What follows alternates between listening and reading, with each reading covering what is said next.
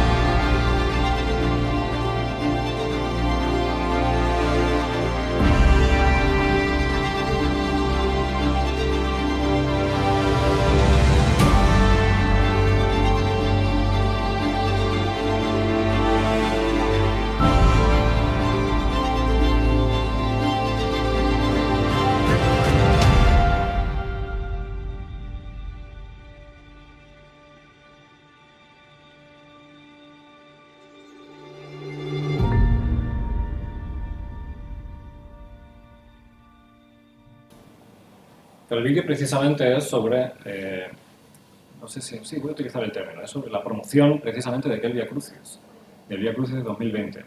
Claro, yo viendo este vídeo y viendo sobre todo las imágenes que surgieron de aquel acto, lo que se ve es que hay una escenificación muy bien planteada, muy bien trabajada, hay una producción muy bien pensada. Hay un trabajo audiovisual detrás muy potente. De hecho, después, al día siguiente de este Vía Crucis, aquellas imágenes del Papa con la cruz solo en la plaza de San Pedro fueron portada en la prensa internacional. Claro, esto a mí me hizo pensar precisamente en la virtud o en la habilidad de la Iglesia Católica para jugar con las imágenes, para crear escenografías, para crear escenarios. Esto entronca precisamente con esta idea tan actual. Algunos autores, de hecho, llegan a decir que en nuestra época se define precisamente por este triunfo de la imagen frente a la letra. El mundo se nos presenta a través de la pantalla, a través de las imágenes. Por decirlo con palabras de Heidegger, si el humanismo apostaba el triunfo a la extensión de la letra, a la extensión de la lectura, hoy en día esa batalla la ha ganado la imagen. Todo se nos presenta por medio de la pantalla, por medio de la imagen. Y hasta cierto punto, quien sea capaz de crear imágenes impactantes y quien sea capaz de ponerlas en circulación, va a tener mucha capacidad de imponer discurso. Esta es la idea de la que partía. Os he puesto algunas reflexiones que son bastante significativas del momento. La de Jason es bastante clara. Viene a decir que el mundo lo conocemos precisamente por la imagen. Es primordial en relación al acceso al mundo. Epistemológicamente, la imagen hoy en día tiene mucha más fuerza que la letra. Un autor importante es Susan Buck-Morss, que trabaja sobre estudios visuales y que tiene una reflexión muy interesante, esta que os he puesto aquí. Precisamente habla de la globalización y del triunfo de la imagen en la globalización y viene a decirnos esto, de que el mundo se nos presenta por la imagen, y creo que es interesante para el tema de la religión. En algún congreso, alguna intervención, se me planteó si, sobre todo en relación al papado de Juan Pablo II, en el que tenía mucha importancia la escenificación, los grandes eventos multitudinarios, si no se estaría perdiendo lo que habría de discurso profundo en la religión cuando se ponía todo el empeño en crear estos grandes espectáculos multitudinarios, ¿no?, en la época de Juan Pablo II. Lo que dice esta autora es que no hay necesariamente tiene que haber nada detrás, que lo importante es precisamente lo que aparece, que lo importante es la imagen, que ahí es donde reside la fuerza, también política, de las imágenes. Que lo secundario es lo que puede haber detrás, el mensaje o el cuerpo del discurso.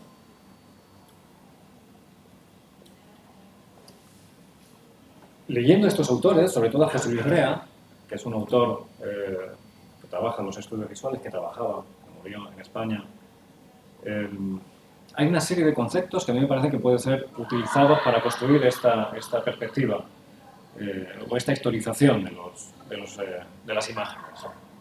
El concepto de acto de ver, los actos de ver, que evidentemente hacen o nos recuerdan a los actos de habla de Austin. La idea es la misma. El mirar en realidad no es solo algo pasivo, sino que cuando miramos algo, cuando observamos algo, estamos construyendo algo. Entendemos el mundo a través de la mirada, ¿no? Eso habla de fuerza performativa de la mirada, de los actos de mirada. Yo recordaba leyendo estas partes, esa imagen que os he puesto ahí es la representación de una aparición mariana. Una representación mariana en este sentido es un buen ejemplo de cómo la imagen, cómo el ver ordena lo real. Una imagen que ni tan siquiera tiene por qué existir. Lo que triunfa en este caso es el ver, o la necesidad de ver, el acto de mirar, la imaginación o la imagen o la suposición de que va a haber una imagen, en este caso la de la Virgen que se aparece.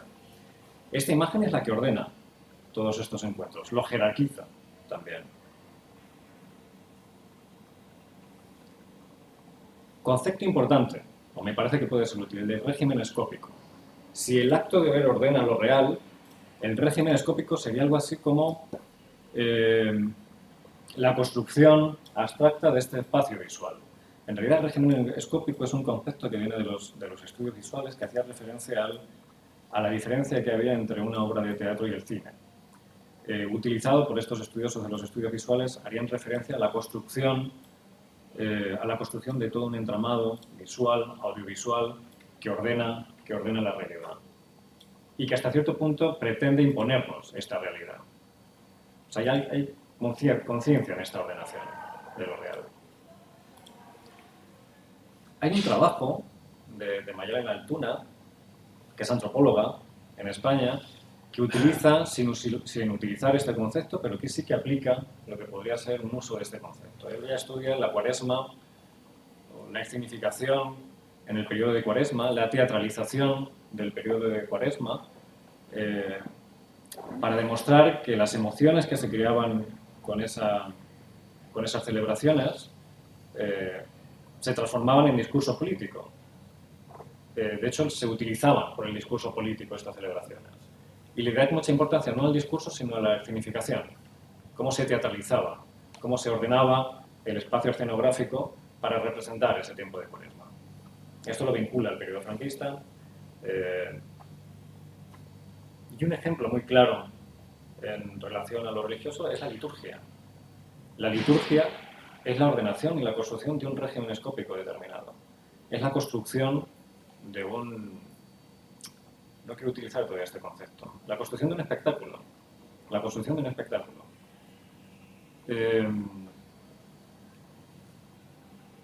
Os he puesto las declaraciones de Francisco en relación a esto. Estas declaraciones de Francisco, la liturgia es verdaderamente entrar en el misterio de Dios, dejarse llevar al misterio y estar en el misterio. Es la nube de Dios la que nos envuelve a todos. Lo que está diciendo Francisco literalmente es que la estética es importante. De lo que está hablando es de una experiencia estética. La religiosidad tiene que ver con la experiencia estética. Y para conseguir esta experiencia estética, lo importante es precisamente la organización o la buena organización de este régimen escópico, que es el de la liturgia.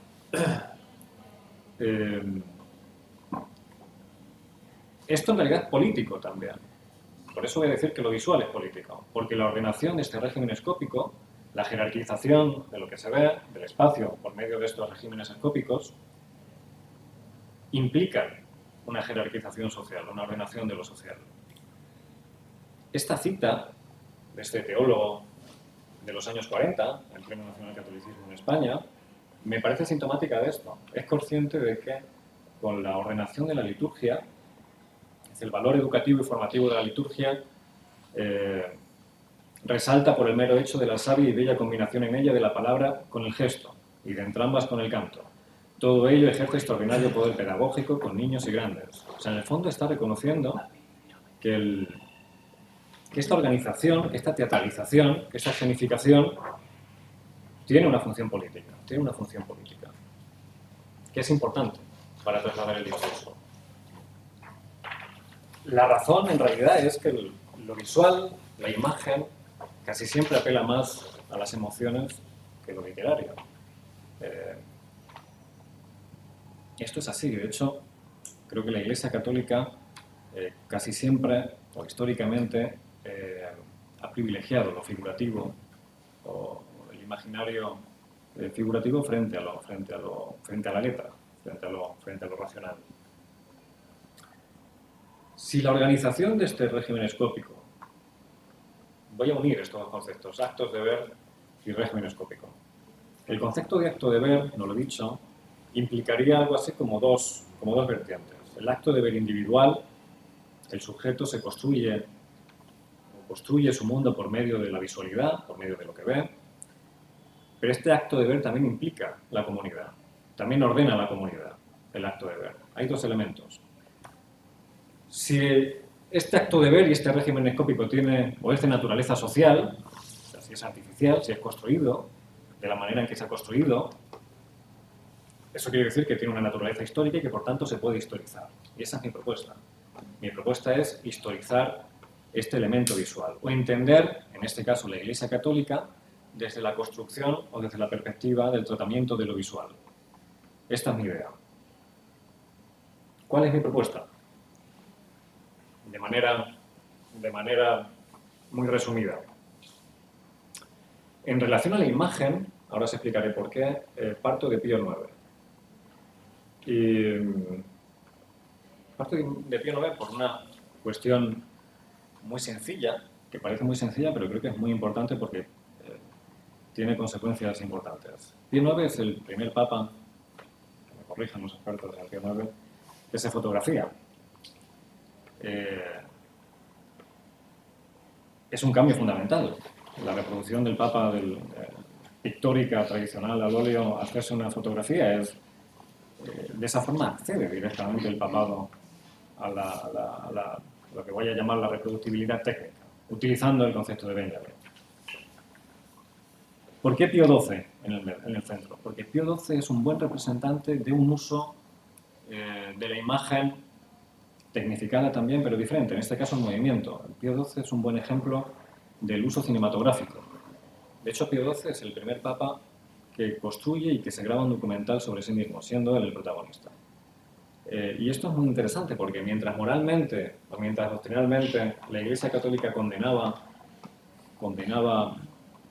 la asistencia incluso de los curas a misa, o sea, a misa a los cines, el Vaticano estaba financiando productoras cinematográficas y estaba obteniendo unos buenos beneficios financieros de esas producciones cinematográficas. Con Pío XII se cumple ese cambio, esa aceptación de la modernidad en términos visuales, cuando él mismo se construye un documental sobre sí mismo, Padre Angélicos, Pastor Angélicos. Os he puesto ahí el cartel promocional de Pío XII. Es una hagiografía visual, en realidad, lo que hace. Y bueno, Juan Pablo II es más conocido, ¿no? El uso que hace de los grandes eventos multitudinarios. Hay tres autores del ámbito de la estética y de la filosofía que también puede servir para guiar este recorrido. Benjamin, que es el que voy a usar para explicaros este primer paso. Guy Debord, que es quien habla de la sociedad del espectáculo. Y Lipovetsky, que habla de la sociedad del hiperespectáculo, ¿no? Que habla de la acentuación de esa presentación del mundo por medio de las imágenes, por medio de las pantallas. Aquí entraría Juan Pablo II. Creo que estos tres ejemplos son buenos ejemplos del recorrido por el ámbito de lo visual del papado en el siglo XX. Y lo que voy a defender es la idea de que, al igual que la modernización en términos financieros, pero al igual que la modernización en términos institucionales o en términos culturales explican la persistencia o la pervivencia del papado y del catolicismo en la sociedad actual, una de las razones principales que explican su no desaparición, su persistencia e incluso su éxito, es precisamente esta operación estética que empieza con Pío IX. Esa fotografía que aparece es la fotografía que le hizo un fotógrafo, Alfred Braun, un fotógrafo francés, que la propia biografía del fotógrafo ya es un buen ejemplo de la aparición de la modernidad técnica en el campo del arte. Este Braun trabajaba en la industria textil haciendo modelos a mano, dibujos a mano. Empezó a hacerlo con la fotografía tecnificada y acabó convirtiéndose en uno de los fotógrafos más famosos del momento, poniendo su estudio. O sea, que reproduce muy bien ese cambio de la época, la industrialización y la aparición de la mercantilización de la imagen. Porque a lo que se dedicaba este Braun era a realizar composiciones que simulaban las antiguas composiciones pictóricas, pero en fotografía. Es un buen ejemplo de lo que Benjamin llama el cambio del arte en la época de la reproductibilidad técnica. la pérdida del aura en el arte, precisamente por medio de la aparición de la tecnificación. Esto que dice Benjamin que pasa en el arte, con la tecnificación, es lo que yo creo que pasa con Pío IX. Pío IX, en este sentido, creo que es el papa más moderno de los papas, precisamente porque accede a hacerse una fotografía y a distribuir su imagen de manera tecnificada, a reproducirla de manera tecnificada. Siguiendo a Benjamin, o utilizando sus conceptos, esto lo que implica es que la figura del papa deja de tener un valor cultural, utilizando el concepto de Benjamin, y empieza a tener un valor político, sobre todo en relación a la política de masas. Que la fotografía del Papa se pudiese distribuir, se pudiese reproducir como se reproducía, es condición de posibilidad de que se pudiese convertir en líder o en referente político en la época de la política de masas.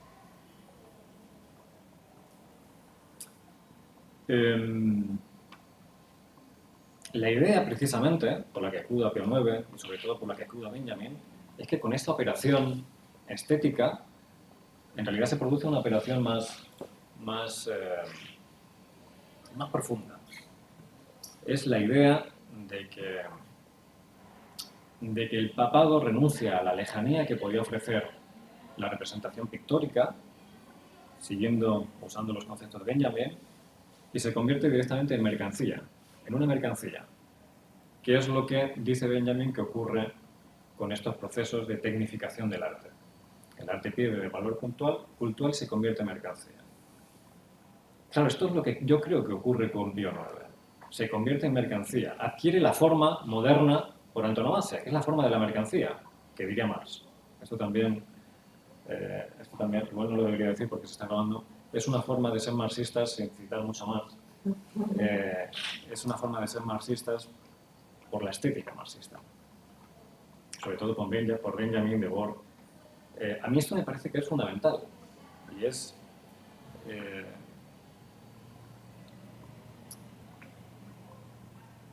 lo que explica que el papado, que la religión, se convierte en algo moderno.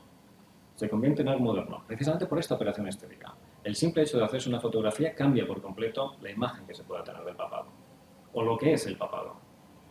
Lo que es el papado. Por eso, creo que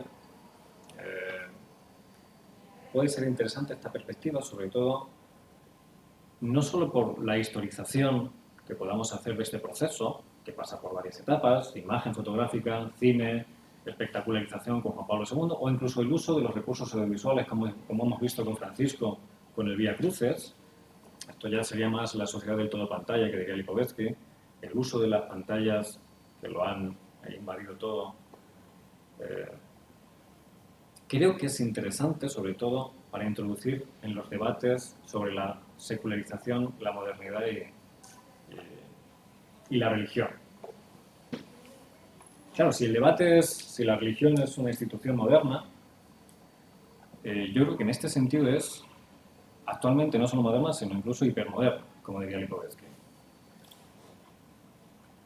Antes incluso que en términos financieros, antes que en términos institucionales, antes que en términos políticos, el Papa, por el simple hecho de haberse hecho aquella fotografía, abre la posibilidad de convertirse en una mercancía y, por tanto, entra de lleno en el circuito o en la circulación del capital moderno. Esta es la idea fundamental. Esta es la idea fundamental. Por supuesto, al final, la cita de Debord, que en realidad es una traducción de la cita clásica de Marx. Toda la vida de las sociedades en las que dominan las condiciones modernas de producción se presenta como una inmensa acumulación de espectáculos.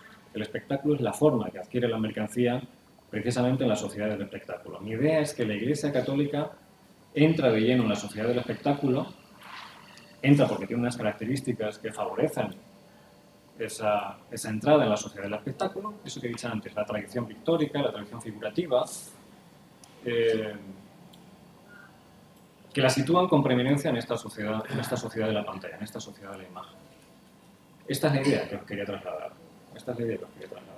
La idea de que con Pío IX la Iglesia Católica entra directamente en la modernidad, convirtiéndose, por esta operación estética, en, iba a decir, pura mercancía, en mercancía estética. Esto es lo que os quería plantear. Precisamente para abrir el debate. para ver si puede ser fructífero, para ver si... Bueno, buenísimo, Vicente, muchas gracias. Es interesante y además lindo, como tiene el cuidado estético, agradable, una linda mercancía. Sí. A vender. La compras. Bueno, bárbaro, seguramente hay comentarios, preguntas, observaciones que quieran hacerle. No, yo quería consultarle si en esta historización que vos estás pensando en torno a la imagen del papado, habías podido ver determinadas continuidades en esos símbolos o rupturas muy grandes que responden a determinados, no sé, momentos históricos o hitos de la Iglesia Católica. Si eso, bueno, ya te habías metido un poco a ver más específicamente esa cuestión simbólica. Yo lo que más he trabajado ha sido la, por decirlo así, espectacularización del papado de Juan Pablo II, Bien. que es quien de una manera más evidente utilizó estos recursos mediáticos para su proyecto pontificio.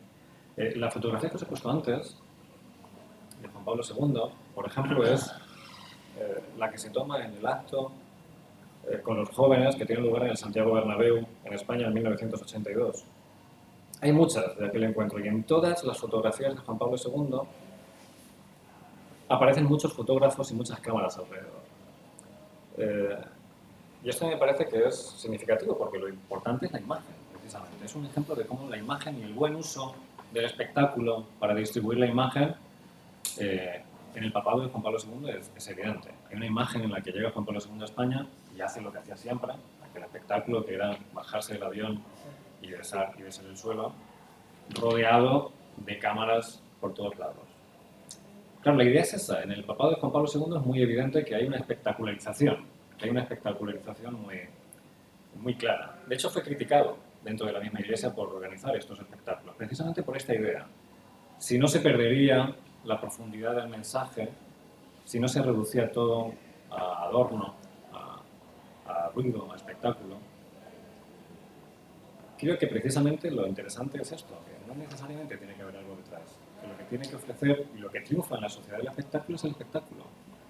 No es tan importante el mensaje que hay detrás, sino saber ofrecer o saber construir buenas escenografías, saber construir un buen espectáculo. En esto Juan Pablo II era muy bueno. Creo que lo interesante precisamente, y por eso hoy he hablado más de Pío IX, es que la imagen de Pío IX, que no es la de un papa moderno en términos tradicionales o desde otras perspectivas, la perspectiva cultural evidentemente no es un papa moderno, sin embargo sí que es un papa muy moderno en términos pictóricos, en términos visuales, por ese simple hecho de hacerse la fotografía. Te quería consultar en esta cuestión, vinculándolo con lo que preguntaba Luli, de las continuidades de las rupturas, ¿qué pasa, digamos, con Francisco? ¿Qué noción, qué cuestiones ves que sumó o que se mantiene igual? O si hay una voluntad, digamos, de usar esta cuestión. De Francisco os he puesto el vídeo precisamente, no quiero hablar mucho de Francisco entre argentinos porque seguramente que yo.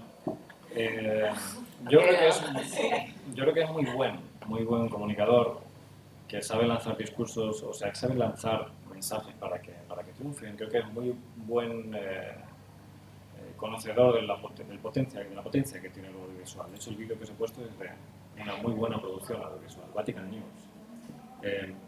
Creo que también es consciente de la importancia de la liturgia. De hecho, él se caracteriza por hacer una liturgia más sobria, ¿no? Creo que hay un cambio en relación a Ratzinger, sobre todo a Juan Pablo II, que es más sobrio, pero no creo que pueda renunciar a la espectacularización en la que introduce Pío IX en la Iglesia. Creo que lo interesante de esta perspectiva es esto, que no se trata tanto de la voluntad de un papa, sino que hay una lógica, que es la lógica del espectáculo, que es la que domina ya no solo lo religioso, sino cualquier institución que quiera triunfar políticamente tiene que hacer un muy buen uso del espectáculo, un muy buen uso de la imagen. Puede haber cambios específicos, en este caso la sobriedad o la defensa de la sobriedad en la liturgia, pero en el fondo no creo que se pueda renunciar a esta producción audiovisual que siempre va a estar detrás de cualquier institución que quiera triunfar. O sea, esta lógica está por encima de los intereses particulares de un papado o de otro, creo yo.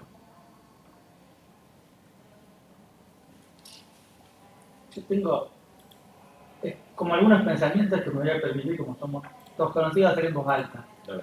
Cuando vos mostrabas esa imagen, que es impresionante, la primera, la de Francisco y la plaza vacía, y hablaba esto de que la iglesia debe adaptarse a la tecnología, a la imagen, al espectáculo, me preguntaba si esa discusión no puede llevarse al fines del siglo XIX, cuando lo que se discute es si la iglesia es moderna o no, que se condena a la modernidad, y que luego a partir del siglo XX se tiene que adaptar a esos métodos modernos, la radio, la televisión, el salir a la calle, y me preguntaba si no se puede como linkear esa discusión. ¿Es la iglesia una institución que se tiene que modernizar y salir a disputar lugares que están siendo disputados, o es una institución más tradicional y que se tiene que centrar en la pastoral, en el mensaje? Y otra cosa que me sugería, y si en este momento de pandemia la Iglesia Católica en esa disputar la imagen, los medios de comunicación, no se dio cuenta que venía muy detrás. Ellos, qué sé yo, pienso en las megaproducciones de las telenovelas brasileras que vienen de la mano de las iglesias evangélicas.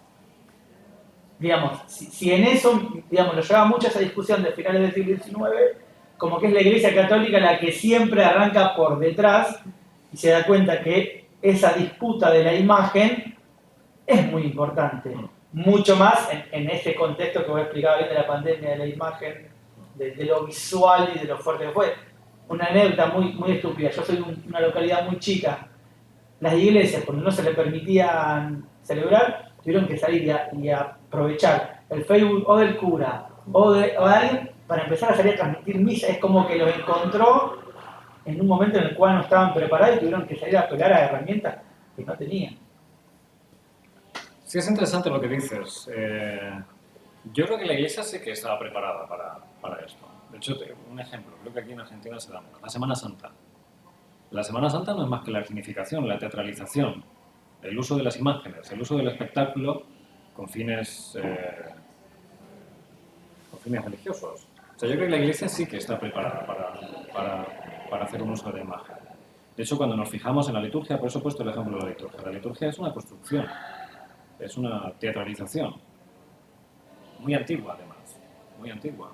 O sea, si vamos a la celebración de una misa, vamos a escuchar referencias que culturalmente seguramente no son vinculantes para nosotros.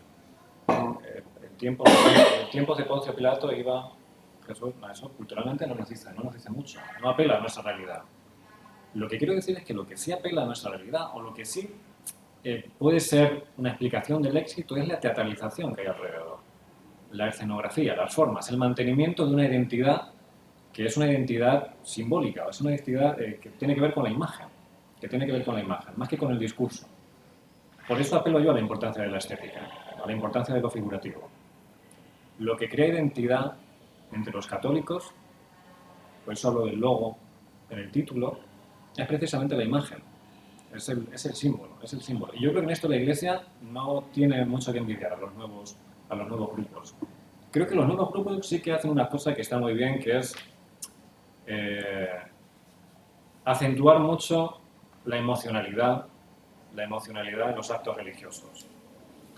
Es verdad que las experiencias que se viven en las ceremonias religiosas de los nuevos grupos evangélicos son mucho más intensas que las que se viven en una Eucaristía católica. Pero la Iglesia Católica tiene aquí la tradición. Esta fotografía que tengo en la portada, tú decías que era impactante, es impactante precisamente por toda la tradición que tiene detrás. Tiene un escenario como es la Plaza de San Pedro. Pocos grupos religiosos van a poder contar con ese material escenográfico para organizar lo que yo decía antes, los regímenes escópicos. Estas imágenes que crea Francisco en ese Vía Crucis son importantes no porque la religión cristiana diga una cosa o la católica diga una cosa u otra, sino precisamente por lo visual, por el uso de los símbolos que son reconocidos internacionalmente. La cruz, una cosa muy sencilla, es reconocida internacionalmente, y toda la escenografía que hay detrás. Y yo creo que ahí la Iglesia tiene una tradición que es la que precisamente le permite sobrevivir y hacer uso de o triunfar en la sociedad del espectáculo. O sea, no va por detrás. Una cosa pegada a eso, ¿puedo? Sí, vale. Una repregunta que me surgió ahora. Y en eso que vos decías que los nuevos grupos apelan más a lo emocional. ¿ves que ese discurso, ya que hablaste de lo secularizado, ¿no? Es más secularizado que, porque acá estamos viendo imágenes, símbolos que están impregnados de lo religioso en lo católico. En ese discurso, en esa teatralización de los nuevos grupos, ¿existe para vos como un discurso más secularizado, si se quiere, para llegar a la sociedad o no?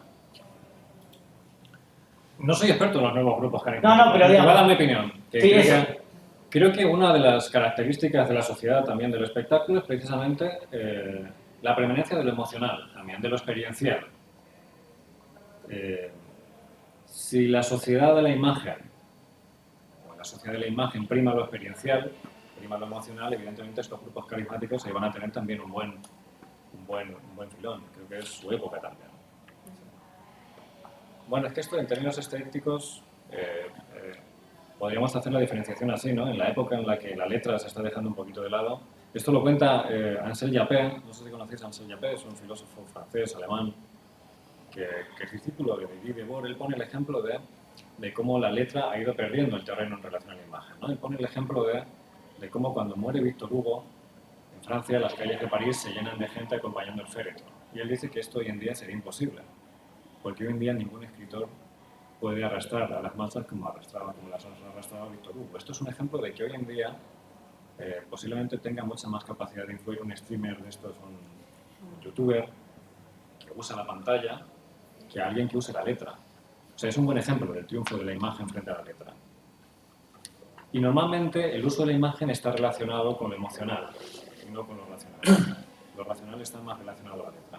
Por eso, precisamente, creo yo que el triunfo de la Iglesia Católica, o el buen desarrollo de la Iglesia Católica en la sociedad del espectáculo,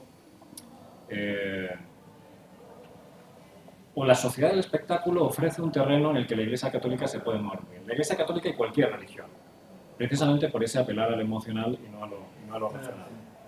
Esa es la idea. Y esa es la idea también de plantear una perspectiva estética.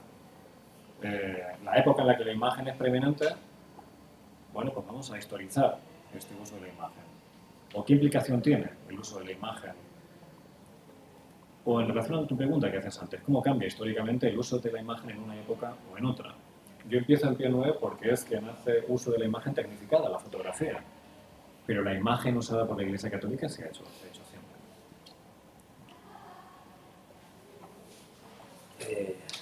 Bueno, a mí me encantó la presentación, me pareció espectacular. O sea, noté un montón de cosas que no puedo reconstruir ahora, porque no entiendo mi propia letra. La primera era que estaría bueno hacerse remeras con Tío Nono a los barcos. Sí, no. Creo que va para una... Ahí ya tenemos una mercancía para producir.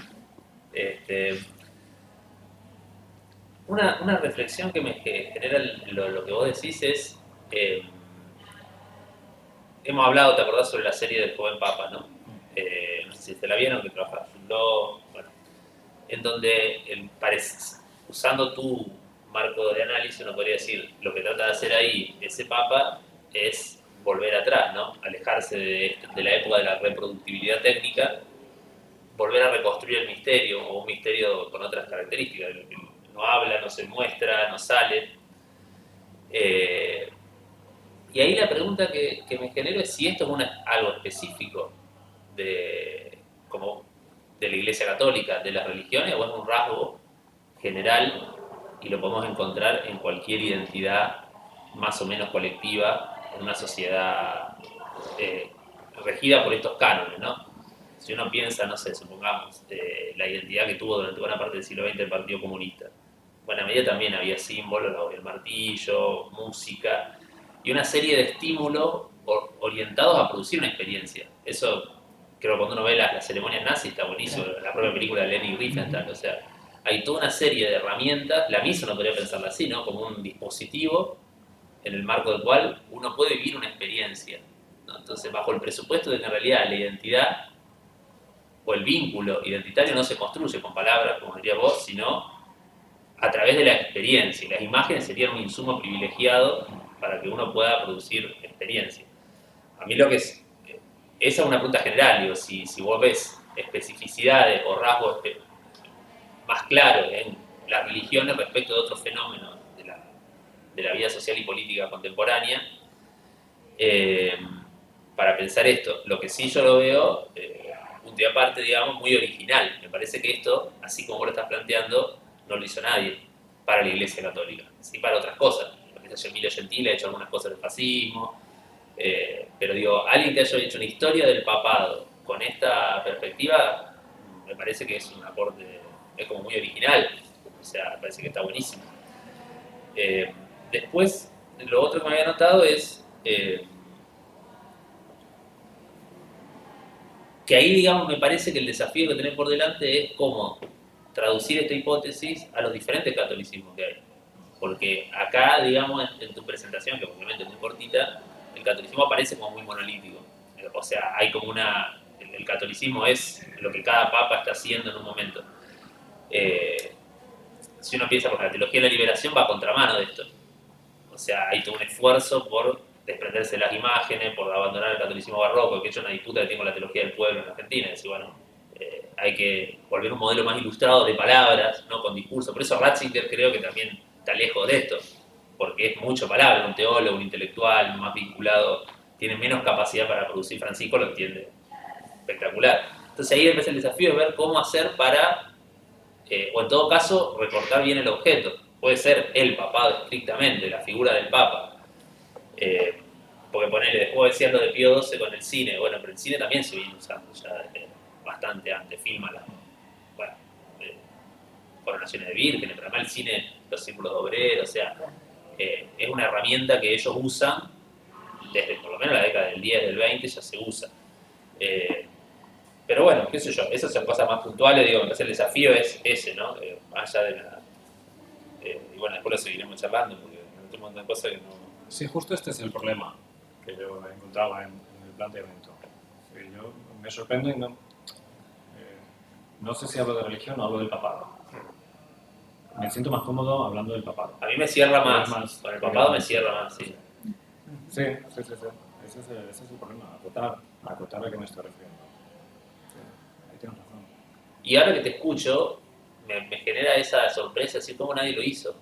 Y verdad. Entre otras cosas porque sí se ha hecho en otros ámbitos. En el ámbito de las instituciones políticas, tú has hablado del nazismo, la estetización de la política se ha tratado bastante. Sí, a mí también me sorprendía que no se hubiese hecho en el ámbito de la religión. Por eso lo quería plantear a vosotros, que sois historiadores. Con lo central que es además, podéis sacar de este asombro, que no se hubiese tratado. Y después me parece que indirectamente, perdón que me enganché a hablar, pero como indirectamente me parece que tu ponencia plantea otra discusión más teológica de fondo, es si hay algo finalmente, ¿no? O si, digamos, ¿qué tal? La cuestión de, digamos, porque hay como un subtexto ahí, no lo tengo muy claro, estoy pensando como en voz alta mientras te escuchaba, digo, ¿cómo deconstruir la idea de que lo teatral no es lo real? ¿No? Como decir, como si la idea del teatro implica que es una ficción. Bueno, me parece que lo que vos mostrás acá es que nuestro mundo en algún punto es ficcional, es un mundo del espectáculo, con lo cual reconstruir la dimensión teatral de la Iglesia Católica no la hace menos verdadera, entre comillas, porque hay como un correrse de esa discusión, es decir, todos los que jugamos con estas reglas construimos discursos de esta manera. No es que detrás de esto debería haber otra cosa. Por eso la serie Tal cual el Papa, a mí me parece que, sin quererlo tal vez, pero da como en eso, ¿no? Él se da cuenta que como no hay nada atrás, hay que volver a producir un ocultamiento para que, o sea, bueno, para seguirlo pensando. Sumado a lo que dice Diego, el tema, lo que dice él de lo teológico, cualquiera podría decir que la liturgia no es un acto ficcional. Es lo que dice el Papa. Claro. No, pero a ver, Sí. desde la creencia Sí, totalmente. firme, es la conversión del cuerpo. Y entonces ahí yo me preguntaba, que ahora Diego me hizo acordar, el tema de cómo se lleva eso de la Iglesia Católica, imagen y creencia, porque en el fondo la creencia, podríamos, digamos, al Evangelio, es creer sin ver. Yo tengo que creer, digamos, cómo dialoga eso de la imagen que es tan fuerte con el fondo de la creencia. Porque básicamente la religión, sobre todo cualquier religión, pero la católica específicamente, entonces, ¿cómo dialogamos imagen y creencia? No tengo respuesta, es algo que como sí, es una cuestión teológica, como decís vosotros. Claro, pero yo es que no tengo... a alguien le puede sonar a teología este planteamiento, yo lo vincularía más con la política. Yo creo que es más una cuestión política que teológica. En relación a lo que tú dices, del creo porque no veo, lo curioso es eso. Creo porque no veo y, sin embargo, la fuerza que tienen las imágenes, o el ansia de ver, que es lo que he querido representar con las apariciones, con la imagen de la representación mariana. Una imagen que no es, sin embargo, es capaz de ordenar y de jerarquizar todo el espacio de socialización católica. Una imagen que igual no existe, vamos a suponer que nadie la ve, pero es el ansia por ver lo que genera o lo que ordena ese espacio de creencia. Por eso yo creo que es tan importante la perspectiva estética. Y por eso me sorprende también que no se haya hecho. Por eso me sorprende que no se haya hecho. Por eso me alegra que digáis que no se ha hecho, porque yo tenía la duda. Porque era raro que no se hubiera hecho. Y porque yo creo que sí que puede tener consecuencias, ya no solo en el tema de la historia, que yo creo que sí que se puede derivar y se pueden desarrollar muchos estudios en cada época sobre cómo se construye la visualidad, cómo se construyen estos regímenes escópicos en el ámbito de la sociología de la religión. ¿Qué implica que el papado haya tomado estas formas modernas de reproducirse? Y de ahí mi propuesta, que yo pensaba que era más radical. Pío IX es el primer papa moderno en términos estéticos. Es el primer papa que se convierte en mercancía, siguiendo a Benjamin. Me alegra de que no se haya hecho hasta ahora. No me la copies, no me copies. No. Bueno, hay una cosita que... Ahora borramos esto y Está grabado, por la duda, para que todos quede hacemos tranquilo, tesis con claro. este tema rápido. En términos de con quién poder dialogar, bueno, había un estudio sobre Pío VII como primer mártir de... Pío VII. Y se estudiaba un poquito la iconografía en la prensa, de cómo se representaba, después eso, por ahí lo tengo, te lo paso. Sí, pero no es Pero iconografía técnica. No, es para ver cómo... Y después, bueno, por supuesto que dialoga con esa idea de cómo cambia la figura del Papa, no en términos estéticos, sino políticos, y la opinión, esto que marca Vincent Viane, que dialoga muy bien con tu perspectiva. Yo quería, en una línea parecida a la de Diego, bueno, ver cómo, ya que aprovecho que es un estudio que se está iniciando, ver cómo se puede ir acotando o cómo podés encontrarte con un universo que puedas abordar metodológicamente. Y ahí había algo que me parece que está donde está la potencialidad de tu perspectiva, que es, bueno, una cosa es espectáculo, otra cosa es liturgia y otra cosa es reproductibilidad técnica. O sea, ¿qué es lo que vas a estudiar? Me parece que la clave ahí está en la reproductibilidad técnica.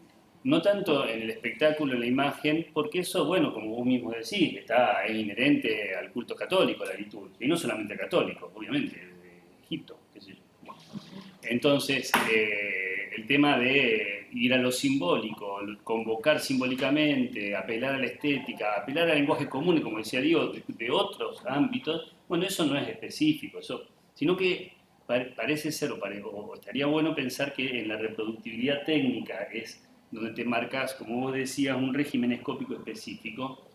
Y ahí había dos cositas que quería comentarte nada más. Bueno, primero eso, que me parece que es importante separar una cosa de la otra. Una anécdota que creo que contó Thomas Ferrer-Kahn cuando nosotros hicimos un seminario hace mucho tiempo. Ferrer-Kahn es un antropólogo que no sé si vive todavía. Sí, es argentino, pero da clase en México y tiene ideas muy originales, particulares, vamos a decir, sobre el modo en que él estudia la religión. Creo que fue el que contó una vez, y tiene que ver estrictamente con la reproductividad técnica, que cuando se hizo una encuesta en México sobre quiénes habían ido a ver a Juan Pablo II cuando fue, los números eran enormes. Con toda inocencia se respondía que habían estado, porque lo habían visto por televisión. O sea, no estaban ahí, sino que, y eso sí tiene que ver específicamente con la reproductividad técnica. Ellos pensaban que estaban ahí, que eso es un acto de ver, ¿sí? No importa que esté en cuerpo. Eso para tener en cuenta el peso que tiene esa perspectiva. Y otra cosa que tiene que ver con lo que decía Julián, que me parece que también es muy importante tener en cuenta, con respecto al uso que hacen de los lenguajes televisivos y de reproductividad técnica las iglesias evangélicas u otras denominaciones cristianas. ¿Por qué? Porque más allá, la liturgia está planteada para una escenografía, ¿no? Y yo puedo o plantar a un público y que lo vea en vivo o lo puedo poner por televisión. Una escenografía, por supuesto, va a tener sus particularidades, pero estamos hablando de una escenografía en el espacio. Sin embargo, yo me acuerdo del Club 700, no sé, hay gente vieja que se acuerda. Lo que hacían los protestantes, era un programa protestante acá en Argentina. ¿Era argentino o era en todo el mundo? No me acuerdo. Era global, pero Bueno. tenía una sola. ¿Cuál es la particularidad? Que yo no sé si la Iglesia Católica lo hace, en qué medida lo hace, pero me parece que es fundamental para pensar en estos regímenes escópicos, etc. Más que la escenografía, lo que usaban ellos era el lenguaje de la televisión. Entrevistas, cortes, etc. Hay toda una... O sea, ellos metían el discurso religioso, no en una escenografía física, sino en un lenguaje televisivo, ¿sí? Y eso fue disruptor. Y después, y acá venía un cura que hablaba a la noche, después de las 11, era lo mismo que nada, porque el tipo me parecía que lo estaba viendo en la iglesia, no sirve. O sea, ahí hay algo que me parece que es interesante y que sigue siempre, voy siempre lo mismo, que sigue siendo una buena meta para estudiar el tema de lo técnico, del continente, para decir que por supuesto que se transforma en contenido, eso no hay forma. Entonces separar un poquito eso de la liturgia, que por supuesto es una forma, a esta especificidad, ¿hasta qué punto la Iglesia Católica está entendiendo? Yo creo que sí, por supuesto, pero digo, me parece que dialoga mucho con otros discursos religiosos que se adaptaron muy rápidamente a la reproductibilidad técnica. Bueno, ¿de qué manera? El vídeo que yo he puesto es un buen ejemplo de cómo se adapta a la... Es una producción muy buena. La liturgia no es más que un ejemplo que sirve para enlazar lo tradicional de la Iglesia Católica con el concepto de espectáculo. Pero no creo que la liturgia tenga la fuerza de la Iglesia Católica para sobrevivir. Creo que la tiene en el uso de los medios tecnificados de reproducción. Y los usa muy bien. A mí el vídeo de Francisco, bueno, por eso he empezado por las imágenes de Francisco en el Vía Crucis del 2020, si no recuerdo mal. Porque son un buen ejemplo del uso de los recursos técnicos para hacerse valer, para imponer su régimen escópico, por seguir usando estos conceptos. Claro, me acordaba precisamente en relación a lo que decías de cuándo surge la idea de empezar a tratar el papado desde esta perspectiva. Tú decías que había que acotar los diferentes momentos en los que los diferentes papados. Precisamente cuando estábamos reflexionando sobre el contexto de dialogábamos aquí en Rosario sobre lo religioso, ¿por qué pervive la religión? ¿Por qué pervive el papado en un momento en el que se daban todas las condiciones para que desapareciera? Cuando en 1871 las tropas romanas invaden Roma y el papado pierde sus últimas posesiones territoriales, la perspectiva, lo que se esperaba era que el papado desapareciera. De ahí surgimos. Yo cuento la anécdota que a ti te hace gracia siempre, aquella anécdota de cuando están trasladando al Papa de San Juan de Letrán, el Papa muerto, Pío IX ya muerto, lo están trasladando a San Pedro del Vaticano y un grupo de nacionalistas italianos quieren agarrar el féretro y tirarlo al Tíber. Esto es algo que hoy es imposible que pase. Y es imposible que pase precisamente porque el papado ha sabido construir, por medio del recurso de los recursos de la imagen técnica, una imagen sobre ellos mismos. O sea, la idea es esta. ¿Por qué sobrevive el papado? En este primer momento porque sabe hacer uso de los medios de reproducción técnica, por la fotografía. Dicho de una manera un poquito brusca, la fotografía salva al papado. ¿A costa de qué? A costa de, bueno, siguiendo a Benjamin, convertirlo en mercancía. Una observación sobre eso, por Pío IX. Hay un libro, bueno, el libro que es muy bueno, también acá en Buenos Aires estuvo, pero la que yo primero vi que él lo mencionaba y lo analizaba, es Sol Serrano en Chile. Pío IX, la imagen de Pío IX aparece presente, la imagen física, en las iglesias de Chile y acá también, porque se hace una fiesta del Papa en 1870, bueno, precisamente en medio de todo este lío, ¿no? En 1872, 73, ¿no? Pero yo no estoy seguro de que sea la foto. O sea, me parece que alcanza con que sea el retrato. ¿En qué sentido? En que sigue teniendo valor técnico. ¿Por qué? Porque eso llegó. O sea, llegó, las noticias llegaban rápido y el retrato llegó. 30 años antes, se puede decir, más o menos 40, no solamente no se conocía la imagen del Papa, sino que había veces que se seguía usando en la liturgia el nombre del Papa Viejo porque no habían comunicado oficialmente que estaba muerto. Entonces, había que seguir. Entonces, ahí hay un cambio muy grande que, por supuesto, tiene que ver con la forma en que se piensa el poder papal, que trasciende lo de la imagen, pero tiene que ver también con lo técnico. Porque, insisto, llegaba el mismo retrato a todos lados, y eso porque las comunicaciones se mejoraron muchísimo. El uso de la fotografía está, lo he visto en la correspondencia, los agentes diplomáticos de Roma se mandan fotos entre ellos para conocerse. Eso también está interesante. Entonces, los que aquí representan a Roma conocen al secretario de Estado. Lo conocen porque le mandó la foto. Eso es impensable, ¿no? Y aquí mandaban la foto para allá. O sea, más allá del Papa también el Vaticano está desplegando ese dispositivo de reproducción técnica, y todos sabían quién era Antonelli, lo conocían.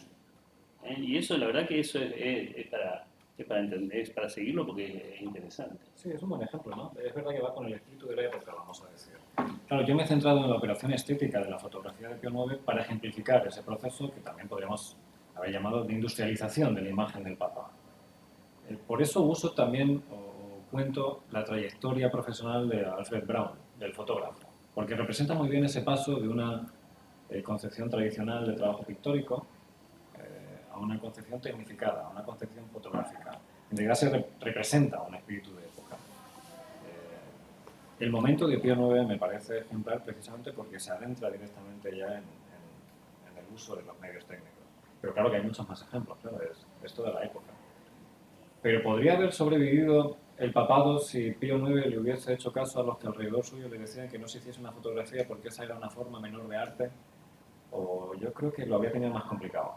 Si hubiese renunciado a usar estos medios de reproducción técnica, porque alrededor de él existían quienes nos recomendaban que no acudiese a la fotografía, porque era un arte menor, no era un arte, posiblemente lo hubiese tenido mucho más complicado para que el papado hubiese sobrevivido.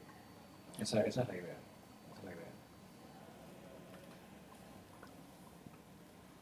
Vicente, yo pensaba que capaz otro modo como de entrarle a la relevancia que fue adquiriendo, o sea, esa reproductibilidad técnica, no sé si se puede acceder o no, pero cuánto en cada papado se invirtió o se especializó, qué equipo, o sea, cómo el Vaticano también se fue profesionalizando y destinando recursos para invertir en la técnica.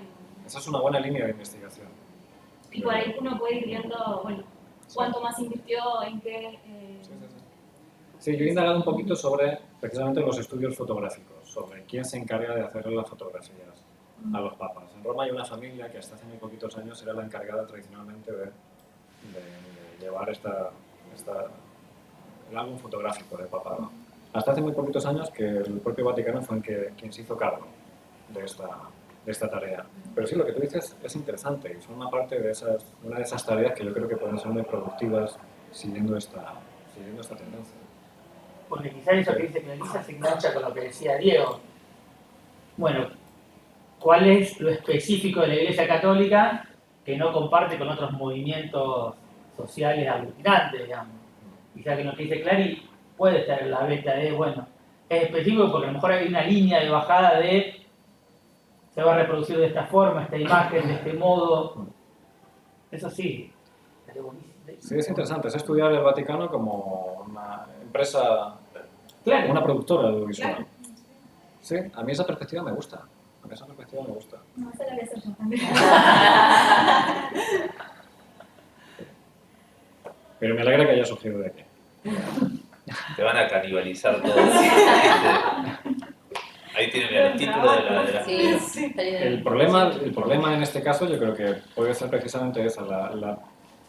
Se sigue relacionando todos los asuntos que tienen que ver con los estudios de lo religioso, con lo teológico, con las creencias.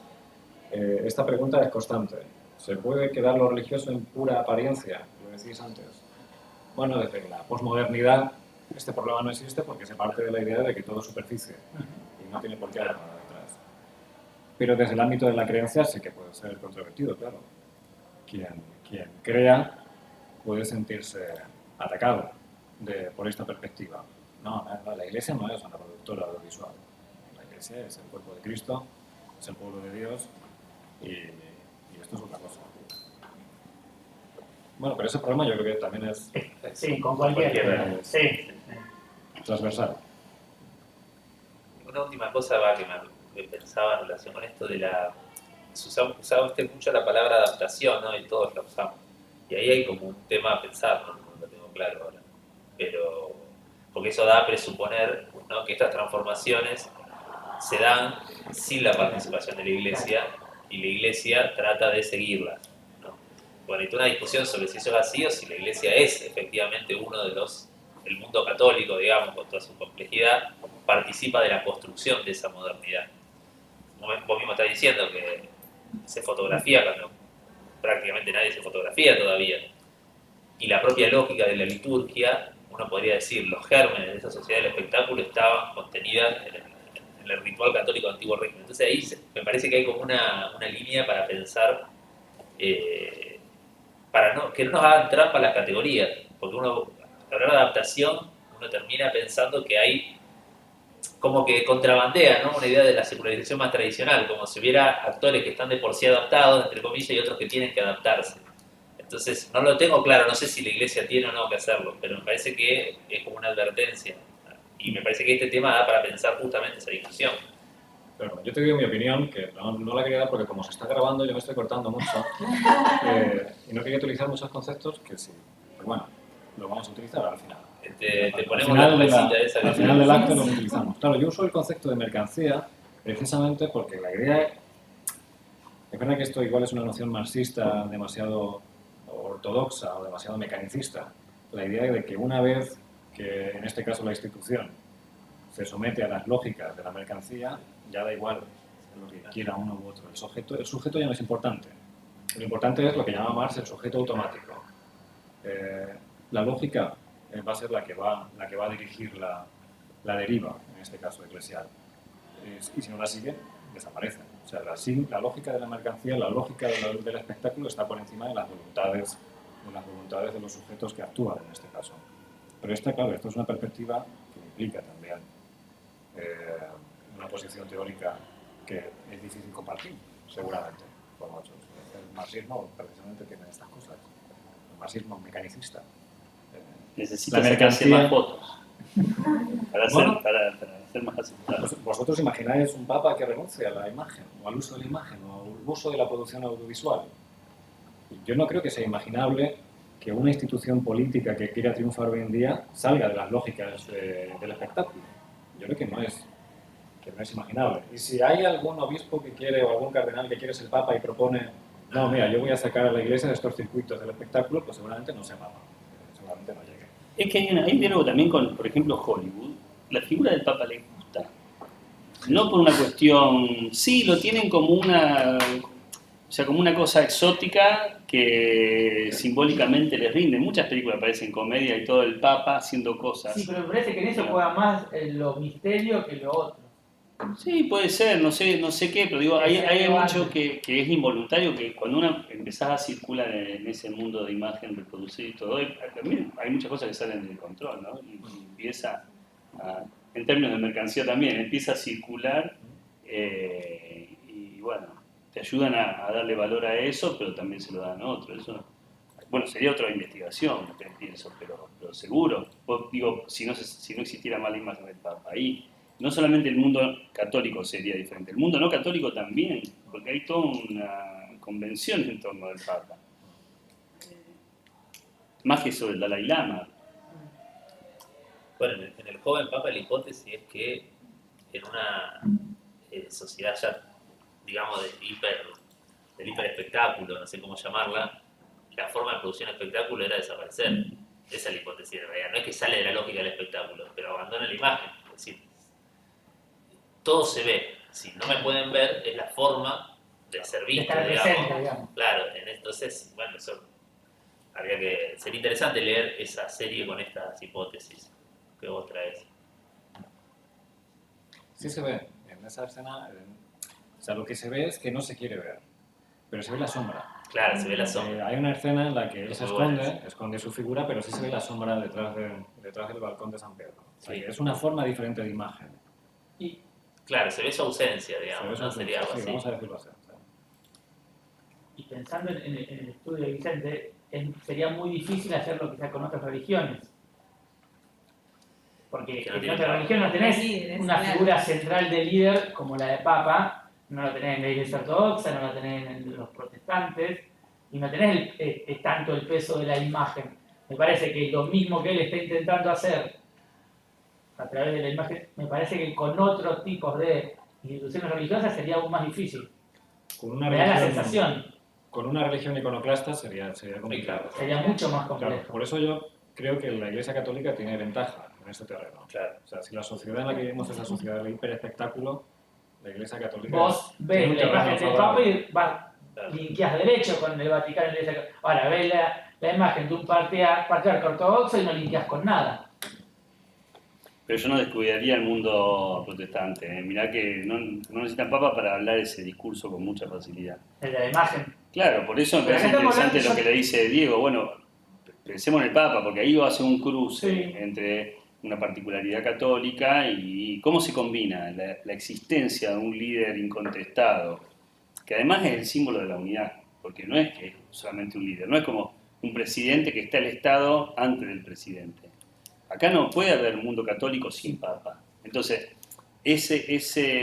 esa característica, ¿cómo se combina con esto otro que circula, ¿no? De la religión en un lenguaje específico? Porque la religión en lenguaje específico ya está. Ahí lo que El tema es, ¿qué aporta eso el Papa? Me parece. ahí parece que estamos mezclando, como digamos, si vamos al lenguaje específico de antes de lo televisivo, no, yo estaba pensando más en la imagen de la fotografía y lo que hablaba él. Ahí no hay forma de entrarle. Yo No. tengo esa hipótesis que a lo mejor es un preconcepto mío por conocer más lo católico. Ahora, si vamos al otro discurso de cómo utilizan las religiones los medios masivos de comunicación, ahí sí creo que pierden. Sí, o No, pierde, o como que son dos registros diferentes. Uno es la imagen fría, congelada, y otra cosa es la utilización de, como hablábamos antes, lo que vos mencionabas de la liturgia, o mencionábamos antes de las producciones de Hollywood, o las producciones que yo dije de los evangelistas. Parece que como ahí estamos dialogando como en dos registros diferentes. Me da la Acá en sensación. Argentina hay un programa de humor que se llama, de los 90, se llamaba Cha Cha Cha, que tenía un sketch que es muy bueno para ver las dificultades que tenía cuando aparece todo esto, las religiones, digamos, empiezan a aparecer en televisión y demás, y ahí las iglesias evangélicas tienen como una ventaja porque lo venían haciendo de antes, el uso de la televisión de masa. Y entonces hay un personaje llamado Perino Pómulo que es como una especie de caricatura del curete que hablaba a las 12 de la noche antes de que vos te fuera a dormir. Y bueno, que es malísimo, ¿no es cierto? Que no tiene ningún dominio de la televisión, que es un desastre, que es todo humorístico, pero digo, buscalo, googlealo, es muy bueno para... Es uno de los mejores sketches de ese programa. Sí, es fantástico. Porque era muy bueno. evidente para los propios católicos, para el resto, que la Iglesia Católica no tenía idea de cómo se hacía algo en televisión. No el Papa, eso está clarísimo, Sí, sí, Juan Pablo II, como vos bien mostrado, o sea, es un crack en eso. Pero después los curas comunes, digamos, hacia abajo, en un estudio de televisión, no tenían idea cómo moverse, no estaban preparados para eso. La formación que ya tenían por una sociedad, ¿no? Para la oratoria, era otro mundo diferente. Y los pastores evangélicos ya venían con un chip, digamos, más... ahora no, hoy en día te diría que ya, eso no sé, bueno, habría que verlo, pero en los 80 en la Argentina y los tempranos 90 era Mucha diferencia. mucha diferencia. En España no estaba ese espacio reservado en la televisión final del día para... Pausa para la meditación. Pausa para el diálogo, pausa pausa para- así. No, en España lo que sí existe son los domingos por la mañana, en horario de misa, un espacio que hasta hace poco, bueno, casi siempre fue exclusivo de la Iglesia Católica, pero en los últimos años comparten el resto de creencias. Hay espacio para los protestantes, para los judíos, para los musulmanes, pero es por la mañana, no tiene esa función de late night, ¿no? Claro. Son los domingos por la mañana, y yo creo que la función que cumplían en un principio era precisamente a los creyentes que no podían acercarse a misa, pues bueno, les retransmitían la misa por Sí, televisión. sí, sí. Pero También. no era un espectáculo televisivo, era la traslación a la televisión de la liturgia. Bueno, en este caso de las cosas era el sermón, que él lo daba por televisión un tipo sentado, pero sí, aburridísimo. éramos Pero hasta no hace mucho los canales, digamos, Sí, sí, sí, sí. ¿cuánto Padre hace? Ignacio Nada. está pasando. Tus padres no aceptas. Claro, pero Claro, eso es lo que en dice la idea Vicente, de la Claro. misa. Pero Sí. la Claro. pausa para el diálogo, que era el que Sí, cerraba la Sí, transmisión, eso es tremendo. hasta no hace nada. ¿Qué pasa?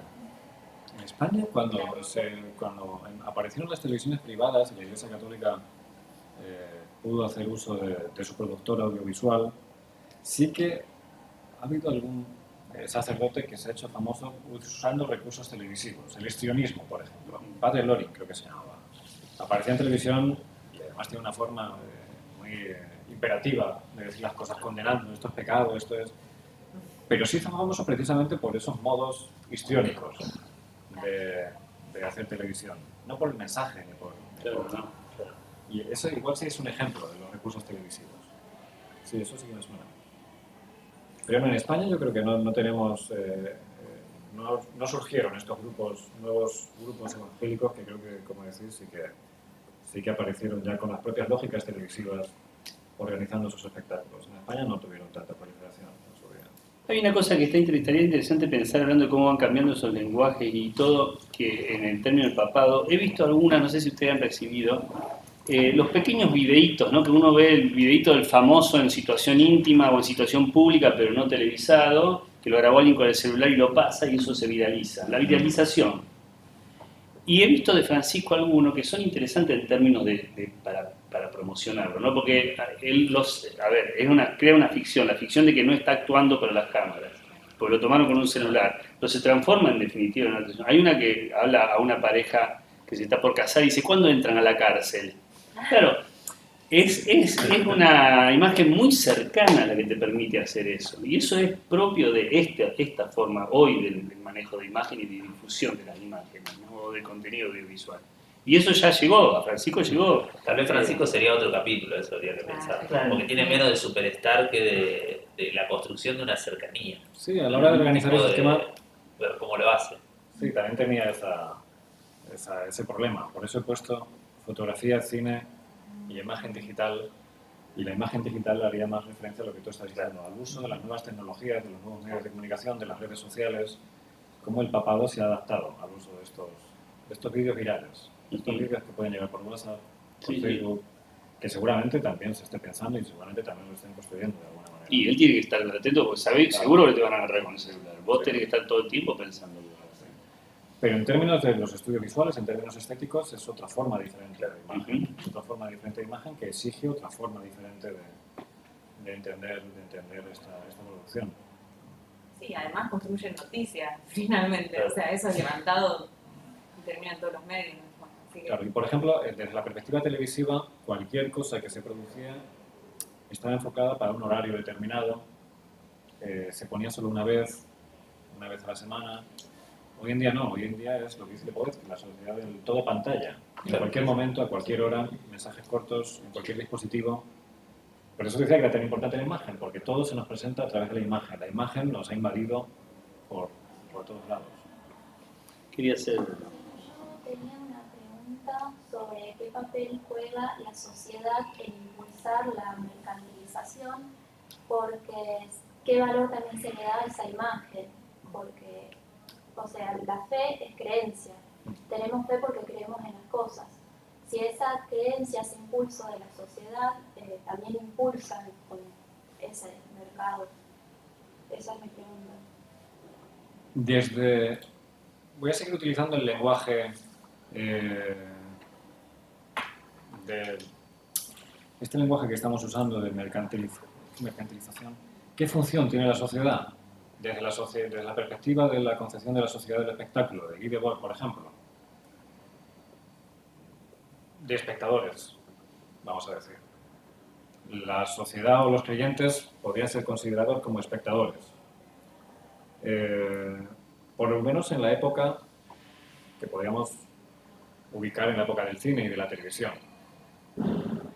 Hoy en día seguramente no sean tanto espectadores, sino que también son productores de contenidos de fe, precisamente por esa multiplicación de las pantallas y sobre todo los dispositivos de grabación. Cuando se hacía un programa televisivo, estaba claro quién era quien grababa, estaba claro quién era el productor, estaba claro quién era el actor, quién representaba. Hoy en día, siguiendo con esta terminología de la sociedad del espectáculo, esta masa de creyentes pueden ser espectadores, pero también se pueden convertir en mercancía, en tanto que ellos mismos se pueden convertir en producto audiovisual. Vamos a imaginar algo que pueda pasar en una concentración de jóvenes que acuden a las jornadas de las juventudes católicas. La cantidad de vídeos que se pueden hacer virales en esos espacios también contribuye o también se inscribe en esta lógica de la mercantilización o del triunfo de la sociedad del espectáculo. ¿Cuál es la función que tienen como creyentes? Bueno, yo creo que ahí ya es algo más individual, que depende más de la creencia de cada cual. Desde las perspectivas o desde los conceptos que yo estoy utilizando tiendo a interpretarlos desde esa lógica más materialista, por decirlo así, más marxista. Bueno, pueden ser espectadores, pueden ser consumidores o pueden ser hoy en día también productores a pequeña escala de contenido audiovisual. No sé si respondo a... Sí. Gracias.